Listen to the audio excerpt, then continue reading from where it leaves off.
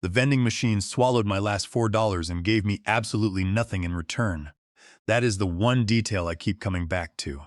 Not the flickering fluorescent tube above loading bay 3 that had been buzzing like an angry hornet for 6 weeks because Gordon Preston refused to sign off on a $12 maintenance order.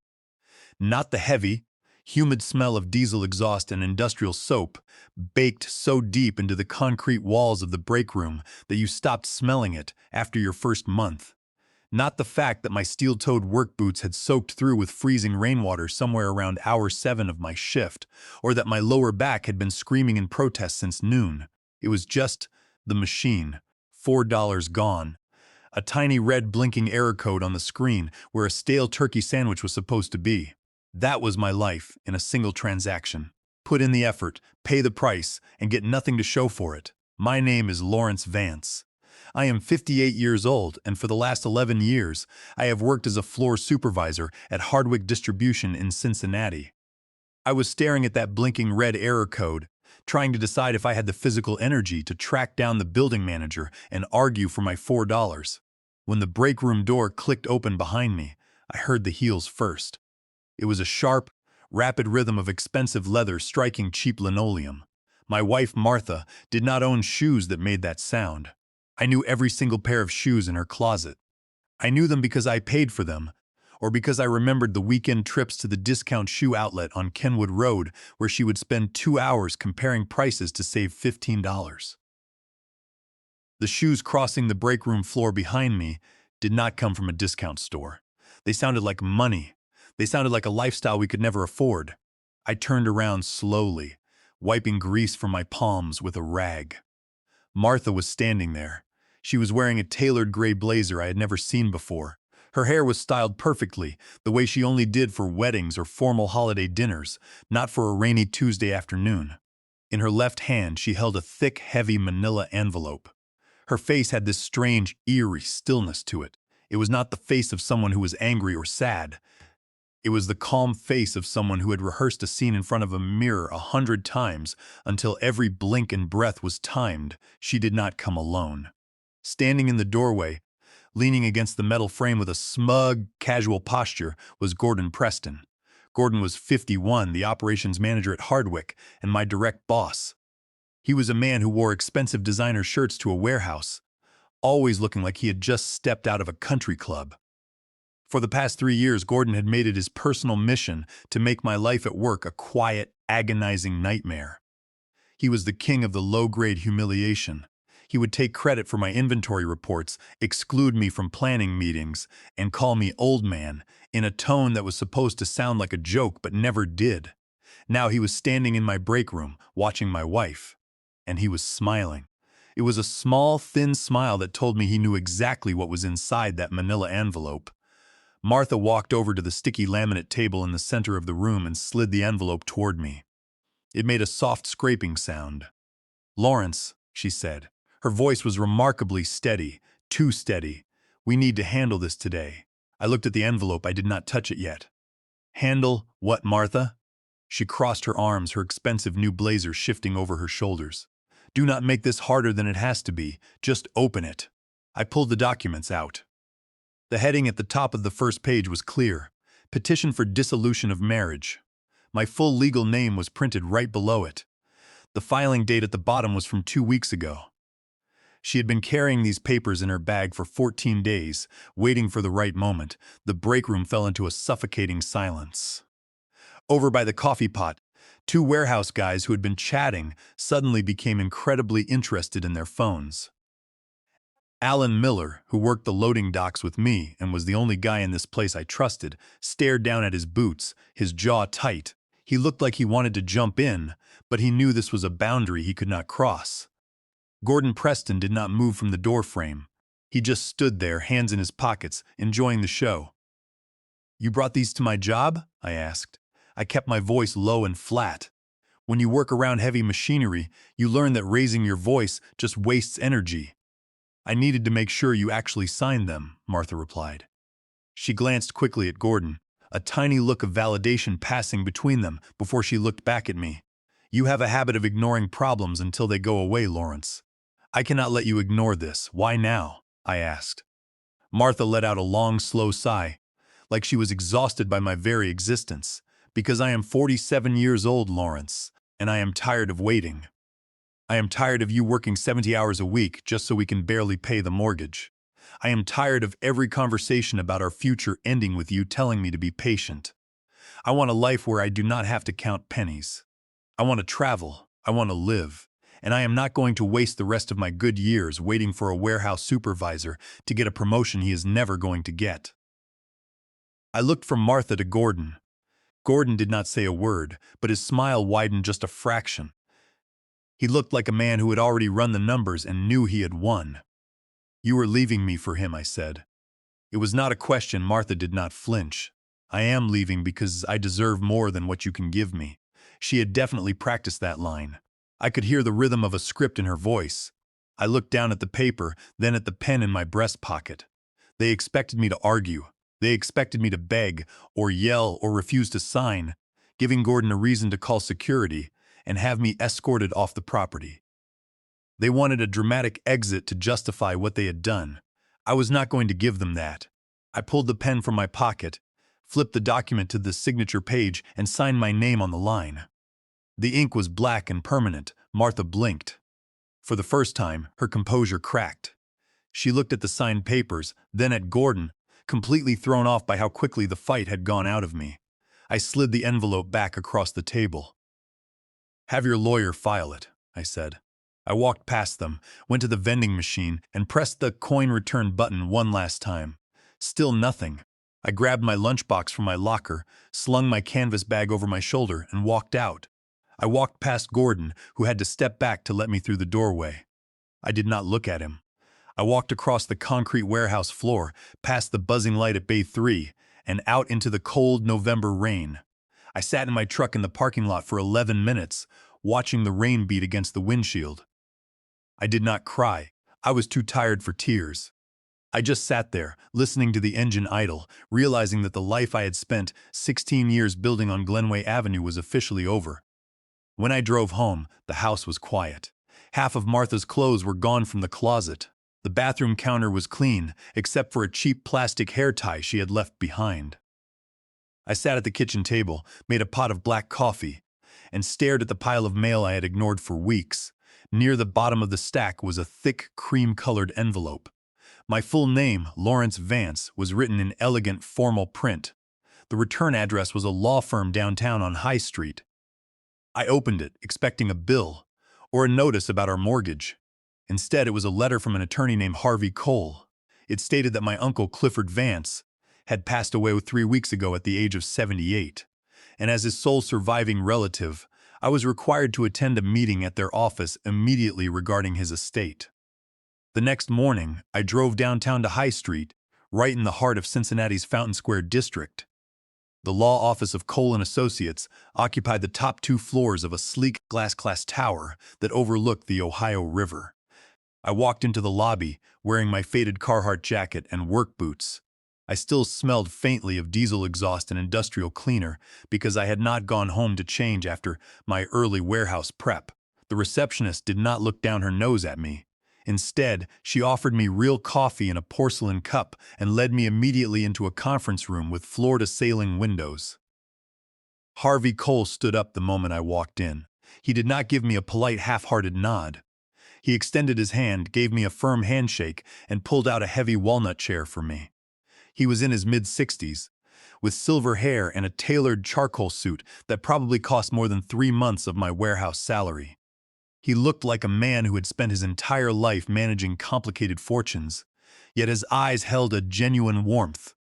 "Thank you for coming on such short notice, Mr. Vance," Harvey said, settling into his seat across from me. "I was sorry to hear about your Uncle Clifford. He was a remarkable man." "I barely knew him," I admitted, looking down at the polished wood table. "I only met him once 22 years ago at my mother's funeral.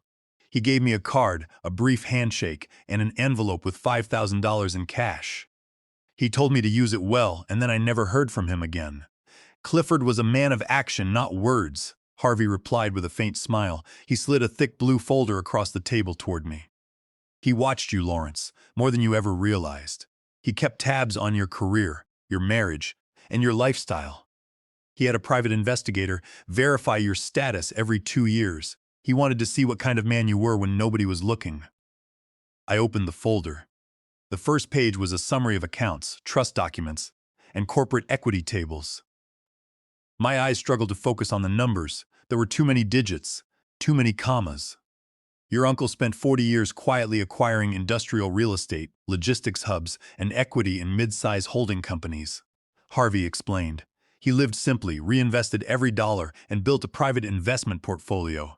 Because he had no spouse and no children, he created a trust 14 years ago, naming you as the sole beneficiary. Harvey paused, letting the silence settle in the room. At the time of his passing 3 weeks ago, the total value of the estate was verified at approximately $470 million. I stared at the paper. The black ink on the page read, $470,240,000. There is a mistake, I said. My voice sounded thin, like it belonged to someone else. I make $24 an hour. Yesterday afternoon, my wife divorced me because she said I could not provide a life worth living. I am a warehouse supervisor. There is no mistake, Harvey said firmly, but there was a condition. Clifford's trust was structured with a specific maturity clause. He believed that sudden wealth destroys a man's character. The trust dictated that you could not inherit the estate until you reached the age of 58, and only if you had maintained steady, honest employment for at least 10 consecutive years without filing for personal bankruptcy or committing a felony. You turned 58 last month, Lawrence. You have worked at Hardwick Distribution for 11 years. You met every single condition. The assets have already been transferred into your name. I sat in the leather chair, looking out at the gray river below. Just 24 hours ago, I was counting pennies for a vending machine sandwich. Now I owned more money than I could spend in 4 lifetimes. There is more, Harvey continued, flipping to a page near the back of the folder. Among the holdings your uncle acquired was a controlling interest in Harwick Group Holdings. That is the Delaware-registered parent corporation that owns the logistics firm you work for. I looked at the corporate structure chart. It was a pyramid. At the bottom was Hardwick Distribution, the local warehouse. Above it was Harwick Group Holdings. And at the very top, listed as the majority shareholder with a 63% stake, was the Clifford Vance Revocable Trust. Now that trust belonged to me. So, I said slowly, the pieces starting to fall into place. I do not just work at the warehouse. No, Harvey said, his eyes twinkling. You own the building. You own the trucks. You own the contracts. And you own the employment agreement of the operations manager, Gordon Preston. Technically, he works for you now. I thought about Gordon Preston standing in that break room doorway, his arm braced against the metal frame, smiling as Martha handed me the divorce papers. I thought about the expensive shoes Martha was wearing, and the way Gordon looked at her like she was a prize he had stolen from a lesser man. They thought they had left me in the dirt. They had no idea they were standing on my land. What is your next step, Mr. Vance? Harvey asked. We can schedule an immediate emergency board meeting. We can have Gordon Preston terminated by the end of the day. No, I said, closing the folder. If we do that now, it will just be noise. Gordon will find another job. Martha will claim a share of the assets in the divorce. We need to be precise. What do you propose? I need 90 days, I told him. Under Ohio Revised Code Section 3105.171, an inheritance is classified as separate property, meaning Martha has no legal claim to it, but I want to make sure my ownership is fully established before the divorce is finalized. More importantly, I want a complete independent audit of Hardwick Distribution. Gordon Preston has been running that facility like his personal kingdom for 3 years. A man like that always leaves a trail of grease. I want to find it. Harvey nodded, writing down my instructions on a legal pad. I will hire an independent forensic accounting firm on Monday. They will operate under the guise of a routine holding company compliance review. Gordon will not know you are behind it. Good, I said. And keep me on the schedule at the warehouse. I am going back to work tomorrow. When I walked into the locker room the next morning, the air was thick with tension. Alan Miller met me at my locker, his face filled with concern. Lawrence, he corrected himself, lowering his voice. You okay? After yesterday? The whole warehouse is talking about what Martha did. Gordon's been walking around like he owns the place. I am fine, Alan. I said, pulling on my safety vest. Just another day of work. As I walked out onto the floor, Gordon Preston emerged from his office. He saw me, adjusted his designer tie, and walked over. He clapped his hand onto my shoulder with a heavy, mock-sympathetic squeeze. "Vance," Gordon said, his voice loud enough for the nearby workers to hear. "Rough day yesterday. If you need to take some unpaid time off to get your head straight, just let me know. We can find someone to cover your shifts. You look tired, old man." I looked at his hand on my shoulder, then up at his smiling face. I did not pull away. I did not get angry. "I am fine, Gordon," I said, keeping my voice perfectly calm. "I like it here. I think I will stay." Gordon gave a short, dismissive laugh and walked away. I watched him go, noting the expensive leather jacket he wore. "Keep smiling, Gordon." I thought. "You have exactly 90 days left over the next 8 weeks. The forensic auditors retained by Harvey Cole worked quietly at the holding company level. Because they were auditing Harwick Group Holdings, the corporate parent, Gordon Preston had no idea they were looking at his books. He was too busy enjoying his new relationship with my wife and basking in his undisputed authority at the warehouse. Every evening, I sat at my quiet kitchen table on Glenway Avenue and reviewed the documents Harvey sent over. What we found was not just sloppy management. It was a systematic pattern of fraud and greed. First, the auditors uncovered that Gordon had violated Ohio Revised Code Section 170160 regarding interested transactions and director self-dealing. Over the past 2 years, Gordon had routed over $450,000 in lucrative freight forwarding contracts to a third-party logistics firm. That firm, it turned out, was registered under a dummy corporation owned entirely by Martha's brother. Gordon was getting kickbacks, and Martha was using the cash to buy the designer clothes and shoes she had been parade-wearing in front of me. They were using company funds to finance their affair. Second, the audit exposed severe safety and regulatory violations under 29 U.S.C. Section 666, also known as OSHA Section 17. The documentation showed that Gordon had denied the warehouse floor team's annual requests for replacement safety harnesses for 3 consecutive years. Alan Miller had submitted those requests, citing frayed straps and cracked buckles, only to be told each time that the budget was too tight. Yet 11 days after denying the last request, Gordon had signed off on a $42,000 personal performance bonus for himself. Even worse, the audit proved that Gordon had actively concealed 3 major on-the-job injuries, paying the injured workers cash under the table to keep them from filing official workers' compensation claims, all to protect his safety record and secure his executive bonuses. Finally, we compiled the evidence for my own divorce proceedings. Under Ohio Revised Code Section 3105.171E3, a court can penalize a spouse for the dissipation of marital assets. Harvey's team documented that Martha had drained over $38,000 from our joint savings account in the 3 months leading up to the divorce, spending it on luxury hotel rooms, expensive dinners, and gifts for Gordon. Meanwhile, under Ohio Revised Code Section 3105.1716AI, my newly inherited $470 million estate and my 63% stake in the parent company were classified as separate property, entirely shielded from her reach. Martha had traded a faithful husband and a secret fortune for a corrupt middle manager and a pending lawsuit. In week 7, Martha called me. I was sitting at the kitchen table with the audit spreadsheet spread out in front of me. I let the phone ring 4 times before picking up. "Lawrence," she said. Her voice was cautious, almost polite. "I wanted to check on you, to see how you are doing with the house." "I am fine, Martha," I said, keeping my voice level. "You sound different," she noted, pausing. "You do not sound angry. Usually, you would be complaining about the bills or the hours at work." "I have had some time to think," I replied. "That is all. My lawyer is finalizing the paperwork for the house on Glenway Avenue," she said. "We will need to sell it and split the equity. I hope you are not going to make that difficult." "I will not make it difficult," I said. "I will be out of the house in 60 days. Have your attorney send the paperwork to Harvey Cole. He is representing me now." "Harvey Cole?" she repeated, frowning. "I have never heard of him. Is he a legal aid attorney?" "He is just a lawyer," I said. "I will talk to you later, Martha." I hung up before she could ask anything else.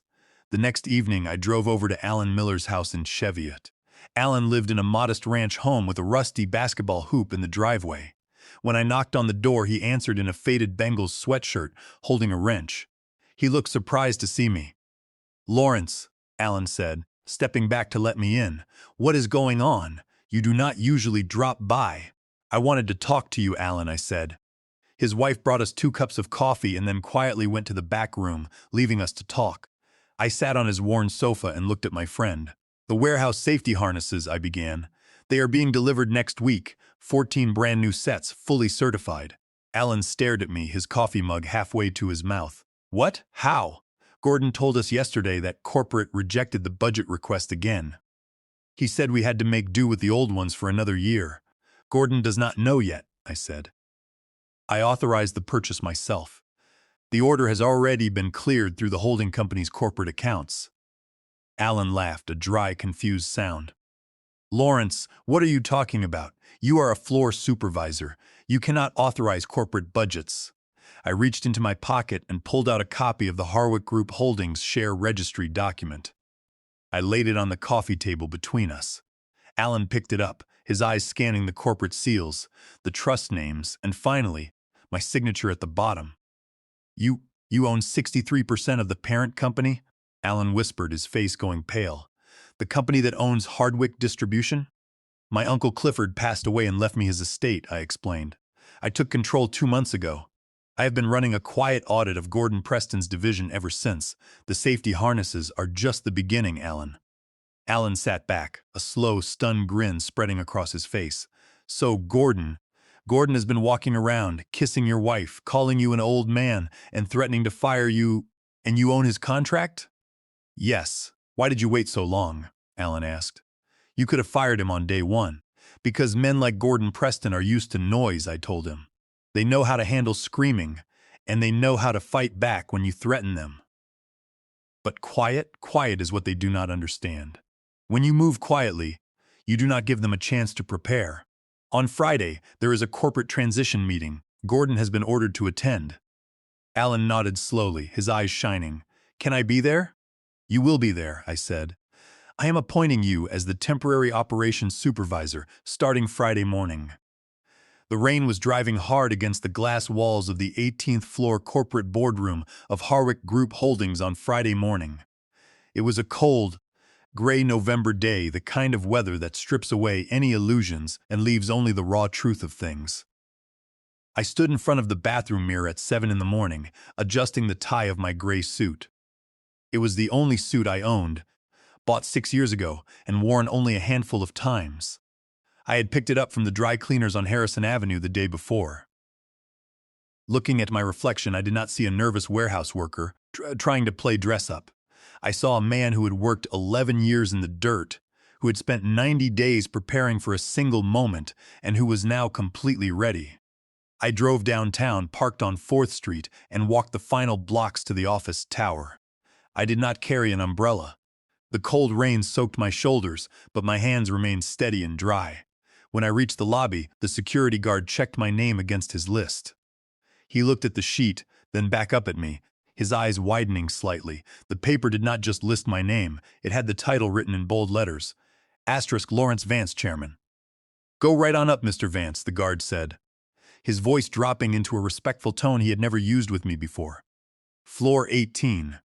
The boardroom was a massive, sterile space with a long, polished mahogany table surrounded by 12 leather chairs. Executives, corporate lawyers, and administrative staff were already milling about, chatting in low voices. Glasses of ice water sat at every seat, untouched. I walked in slowly. I did not make a loud entrance. I did not slam the door. I simply stepped into the room with the quiet, unhurried weight of a man who owned the air they were breathing. Gordon Preston was already there. He was sitting near the middle of the table, his designer jacket draped over the back of his chair, chatting with the chief financial officer. He was laughing at something, looking entirely at ease. Then, his eyes drifted toward the door. He saw me. The laugh died on his face. It took about 3 seconds for the confusion to register, followed by an immediate flash of anger. He pushed back from the table and stood up, adjusting his cuffs. "Vance?" Gordon said, his voice cutting through the room's chatter. "What the hell are you doing here, and why are you wearing a suit?" This is a closed executive transition meeting. Get back to the loading dock. Harvey Cole entered the room behind me, carrying two thick leather folders. He did not look at Gordon. He walked straight to the head of the table and pulled out the large leather chair. "Ladies and gentlemen," Harvey said, his voice carrying the calm, absolute authority of a man who had run these rooms for decades. "Please take your seats. I would like to formally introduce Lawrence Vance, sole heir to the estate of Clifford Vance, and the majority controlling shareholder of Harwick Group Holdings. Effective at 8 this morning, your new chairman of the board." The silence that followed was not polite silence. It was the specific silence of a room full of people who were each individually computing the same information and arriving at the same conclusion and trying to determine whether their face was giving anything away. Gordon's face went from pale to a deep blotchy red. He looked at me, then at Harvey, his chest rising and falling rapidly. "That is a lie," Gordon stammered, his voice losing its polished executive edge. "That is not possible. He is a warehouse floor supervisor. He works for me. He is a nobody." "Please sit down, Gordon," I said. My voice was quiet, but it filled the room. He sat. He did not have a choice, and he knew it. His body seemed to deflate, his hands shaking slightly as he rested them on the mahogany table. I settled into the chair at the head of the table, opened the blue folder in front of me, and clicked the remote for the projector screen at the end of the room. "Over the past 90 days, I began, looking around the room at the 12 board members, I authorized a comprehensive forensic audit of our logistics division, Hardwick Distribution. I want to share the findings with you directly, because the integrity of this company starts today." I clicked the remote. The first slide appeared, * interested transactions and director self-dealing. Ohio Revised Code Section 170160.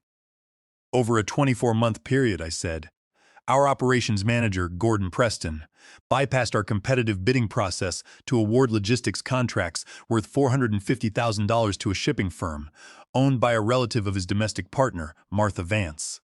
We have documented bank transfers, shell company registrations, and contract signatures proving these transactions were used to embezzle corporate funds."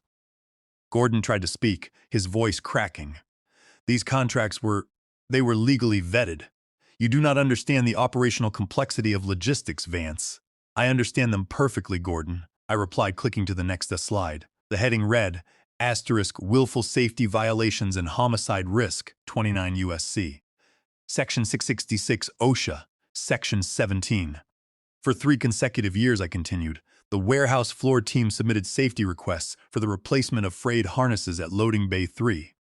Gordon Preston denied these requests, citing budget limitations. 11 days after the final denial, Mr. Preston approved a personal bonus of $42,000 for himself. Furthermore, we have affidavits from 3 employees detailing how Mr. Preston paid them cash to hide workplace injuries, avoiding federal reporting requirements to preserve his personal performance metrics."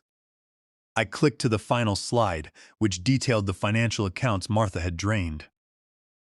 "In addition," I said, looking directly at Gordon, "we have documented the dissipation of $38,000 in marital assets spent by my former spouse in collusion with Mr. Preston. Because my inheritance is separate property under Ohio law, these losses will be recovered directly from her remaining marital equity." I closed the folder. The sound of the thick paper hitting the table was like a gunshot in the silent room. "Gordon," I said, "your employment with Harwick Group Holdings and all its subsidiaries is terminated immediately for cause. You are stripped of all corporate credentials, and your severance is denied under the default provisions of your contract. Furthermore, Harvey Cole has already referred these audit findings to the Ohio Attorney General's office for civil recovery and criminal prosecution under both state fraud statutes and federal safety laws." Gordon stood up so fast his chair rolled back and slammed into the glass wall behind him. His eyes were wide with a mixture of terror and fury. "This is personal," he shouted, his voice cracking. "This is because of Martha. This is just a cheap, petty revenge." I looked at him, completely unmoved by his outburst. "No, Gordon," I said. "This is not revenge. This is what accountability looks like when the owner of the company finally decides to look at the books." I nodded toward the door. 2 uniformed security guards stepped into the boardroom. Gordon looked at them, then back at me, realizing there was no exit. He grabbed his coat, pushed past the guards, and walked out of the room, leaving his designer jacket behind. I rode the elevator down from the 18th floor alone. The lobby of the office tower was quiet now, and the rain had finally stopped, leaving the wet Cincinnati streets reflecting the amber glow of the city lights. I walked out into the cool, damp air, feeling a profound sense of peace. At 11:40 that morning, while I was sitting in Harvey Cole's office discussing immediate operational adjustments for the warehouse, my phone lit up on the desk. It was Martha. I picked it up. There was no greeting. I could just hear her breathing, fast and shallow. "What did you do?" she asked, her voice shaking with panic. "Gordon just called me. He said security escorted him out of the building. He said you humiliated him in front of the entire board." "Lawrence, what is going on?" "Gordon Preston was terminated for cause," I said, keeping my voice calm and even.